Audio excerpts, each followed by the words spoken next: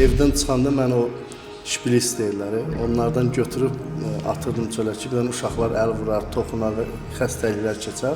Orada qalmaq üçün pasiyentin ayağını döyürmüş. Sağalması üçün dərman deyilən bir şey yoxdur. Hər vaxtınız xeyir. Empatiya verilişinin ilk buraxılışına baxırsınız. Buraxılışımızın qonağı Qurtuluş Reabilitasiya Mərkəzinin rəhbəri Ceyhun Salmanovdur. Ceyhun müəllim, xoş gəlmisiniz. Salam əleykum. Xoş gördük Ceyhun qardaşım. Allah razı olsun. Mən şadam ki, hətta sizin ilk verilişdə mən özüm iştirak edirəm. Ceyhun müəllim, Qurtuluş Reabilitasiya Mərkəzi kifayət qədər adsan qazanmış artıq bir asılılıqla mübarizə mərkəzidir Azərbaycanda. Amma bütün böyük işlər xırda addımlardan başlayır. Buna görə istəyərdim ilk olaraq danışasınız ki, ümumiyyətlə siz bu sahədə kifayət qədər yad bir insansınız, yeganə mərkəz rəhbərisiniz ki, asılı olmamısınız. Ümumiyyətlə bu ideya hardan gəldi və Azərbaycanda o zamanlar bu sahə yeni idi.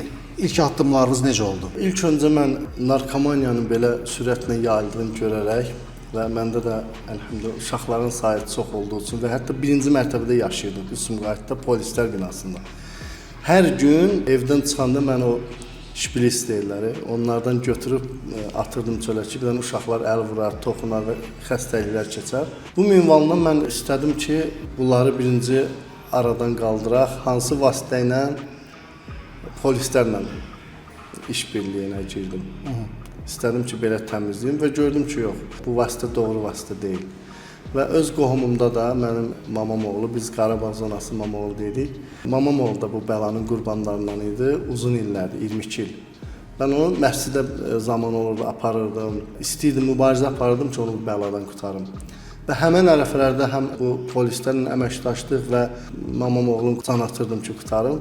Lakin effekt vermədi. Bir gün YouTube'da bir video rolik çıxdı qarşıma ki, günə 2 qram yarım, 4 qram mal vuran, iynə vuran narkotik istifadəsi sağalıb. Necə sağalıb? Reabilitasiya mərkəzində. Elə həmən qərar verdim ki, mən reabilitasiya mərkəzi açsam və özüm də iman əhli olduğum üçün mən 94-cü ildən 99-a qədər ərəb dilində oxumuşam. Quranın 50-lərindən çox surəsini əzbər bilirəm. Bu işin axirət üçün daha böyük xeyir olduğunu düşünərək Bismillah dedim, addım attım. Maşallah. Canım, qərar verdiniz və başladınız. Amma yəni günü bu günü Azərbaycanda, ölkəmizdə asıllığın xəstəlik olduğunu qəbul edənlər çox deyil. O zaman isə daha az idi. Hansı çətinliklərlə üzləşdiniz? Çətinliklərimiz zaman-zaman yenə də davam edir. Hansı ki, bir informasiya qıtlığından irəli gəlir ki, bugün hətta adi cəmaət, xalqın məlumatsızlığı bir tərəfə, dövlət orqanları belə məlumatsızdır. İş olur, gedirik, ancaq adi insan kimi yanaşırlar asılı xəstələrlə. Amma bilmək lazımdır ki, asılı xəstəliyi 10 dəqiqənin içində asılı xəstəsinin bir neçə fikrə düşdüyü ola bilər. Ola bilər, sağlam fikir gələr, demə sağlamaq istəyirəm, yaxşıyam, istəyirəm sağalım, qalım, tam müalicə alım. Ola bilər ki, bir 10 dəqiqədən sonra fikir dəyişdi. Bunu siz təbii ki, gözəl bilirsiniz. Deyər ki, yox, mən gedirəm. Həmən ərəfədə bizim, özüm də orada olmaq şərti ilə bizim mütəxəssislər el olur səhərə qədər qalıb, hansısa danışıqlar yolu ilə razı salıb, sağlam düşüncəyə gətirdim. Reabilitasiya mərkəzləri kifayət qədər qapalı bir müalicə mərkəzidir. Çünki yəni orada müalicə alan pasiyentlərlə kənar dünyanın əlaqəsi mütləq şəkildə bir neçə aylıq kəsilməlidir ki, onların sağalma prosesi düzgün getsin. Və bu qapalı olduğundan reabilitasiya mərkəzləri haqqında nadürüst və düzgün olmayan məlumatlar yayılır ki, yəni reallıqdan uzaq. Yəni istəyərdim sizin dilinizdən mərkəz rəhbəri olaraq da, yəni siz deyəsiniz, proses necə gedir, insanlar necə sağalır, yəni ki, bu mifləri dağıdasınız reabilitasiya mərkəzləri haqqında. Təbii ki, bu reabilitasiya mərkəzləri çoxalmaqda davam edir və bu çoxluğun da içində bu fikirlər elə-belədən yaranmayıb. Bu kimi reabilitasiyalar var ki, o da təcrübəsizlikdən, elmsizlikdən hansısa bir mənfi problemlərlə üzləşirlər. Hansı ki, orada elm olmadıqda fiziki bir güc tətbiq edirlər. Lakin gözəl reabilitasiyalar var Azərbaycanda, təcrübəli şəxslər var ki, əlhamdülillah biz şübhəsiz ki, bunların içində birinciyik. Bizim Məmməd Rza müəllim Qafarov çox təcrübəli və 3 dənə təhsil olan bir şəxsdir bu sahədə və mən də artıq 5-ci ildir də, 5 ildir Məmmədsə müəllimin yanında özüm də demək olar ki, bu sahənin bir mütəxəssisinə çevrilmişəm. Baxmayaraq ki, mənim sahəm deyil. Hətta elə olub ki, mən sizə bir şey deyim, yəni pasiyenti orada qalıb razı salıb sağaltmaq üçün, orada qalmaq üçün pasiyentin ayağını belə yumuşuq. Bəlkə bu 50 dəfə baş verir. Bu neqativlər də olmalıdır. Məncə çox ağır sahədir. Bir dənə narkomanla bir nəsil bacarmır. İstər alkoqol olsun, istər iqraman olsun. Bir günləri gecə bir nəfər yazmışdı ki, mən özümü qolumda kəsmişəm, şəklini atmışdı mənə ki, mənə kömək edin. Bu gün elə inşallah bu verilişdən çıxıb gedib onu götürəcəm Allahın iznə.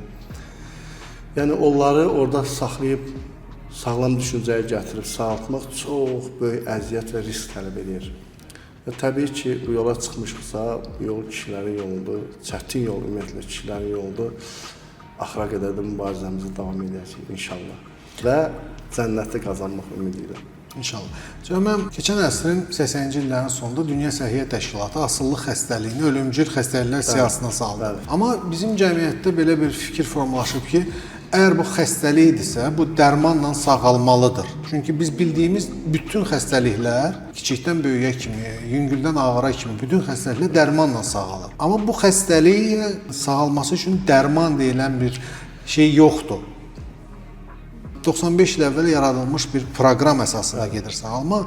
Yəni bizim cəmiyyətimizdə nəhayət ki bu alkoqolizm, narkomaniya, iqramaniya, ludamaniya və s. və axır bir çox asıllıqların xəstəlik kimi qəbul olunması üçün nə baş verməlidir? Yəni hansı proses getməlidir və nə demək istəyirsiniz siz bizim cəmiyyətə? Biz onsuz da birlikdə mübarizə aparırıq ki, bu hətta bu xəstəliyin bizim dövlətimizin, xalqımız tərəfindən tam xəstəlik olaraq tanısınlar ki, istiqaməti də düz seçə bilsinlər. Ona görə biz tamamilə olaraq tədbirlərdə, bu yaxınlarda Ensali hərbi hissədə birlikdə elə tədbirdə olduq.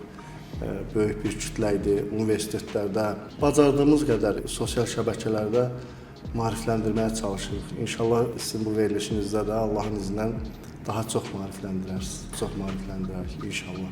Cənab, asıllıların valideynlərinə nə demək istəyirdiniz? Yəni bugün razılaşaq ki, reabilitasiya mərkəzlərinə inam istədiyimiz səviyyədə deyil. Yavaş-yavaş proses gedir, amma yəni istədiyimiz səviyyədə deyil. Yəni bu asılların valideynlərinə, qohumlarına, həyat yoldaşlarına, övladlarına nə demək istəyirdiniz ki, onlar reabilitasiya mərkəzindən bir xilas yeri kimi baxsınlar? Mən bunu dəfələrlə sosial şəbəkələrdə, televiziya kanallarında qeyd etmişəm. Bu asıllıq elə bir xəstəlikdir ki, bundan zarafat eləmək olmaz. Həqiqətən də bugünkü gün çox sayda intiharlar var, xüsusən iqramaniya ilə bağlı. Və yeganə yerdə asıllığın müalicəsi, yeganə yer reabilitasiya mərkəzləridir. İlk öncə müraciət eləyəcəkləri yer reabilitasiya olmalıdır.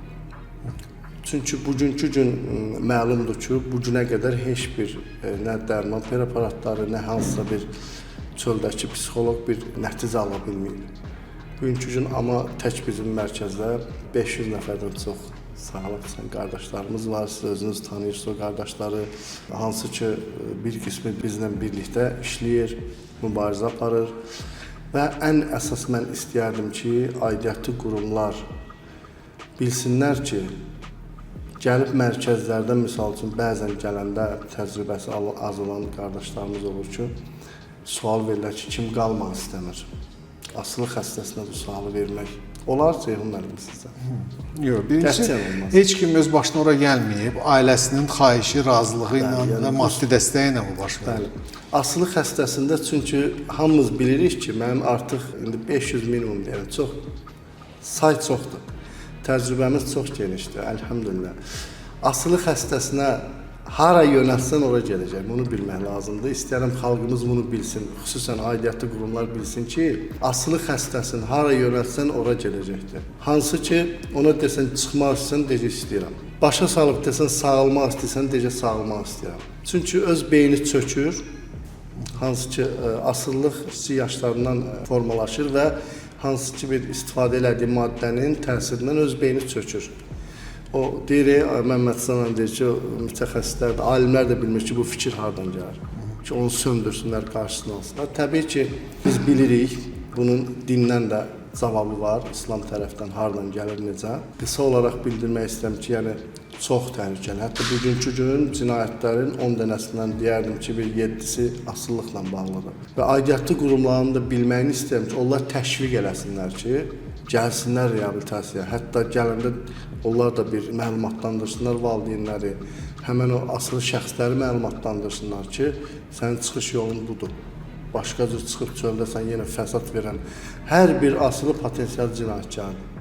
Mən həmişə deyirəm ki, biz elə bir ciddi iş görürük ki, biz bir dənə asılını sağaltmaqla bir ailənin bir nəslini bəladan qurtarmış oluruq. Hər bir asılı potensial bir cinayətkardır və hər cür cinayət eləməyə qadirdir. Biz onların da qarşısını almış oluruq. Ümumiyyətlə cəmiyyəti təmizləmiş oluruq və bu məsələdə istəyirəm ki, elə Allah qorusun dövlət rəhbərimiz o təbii ki, dəstəyini göstərir. Daxili İşlər Nazirinə minnətdarlığımı bildirirəm. Biz Sumqayıt şəhərində yaşayırıq. Sumqayıt şəhərinin polis idarəsinin rəisinə minnətdarlığımı bildirirəm.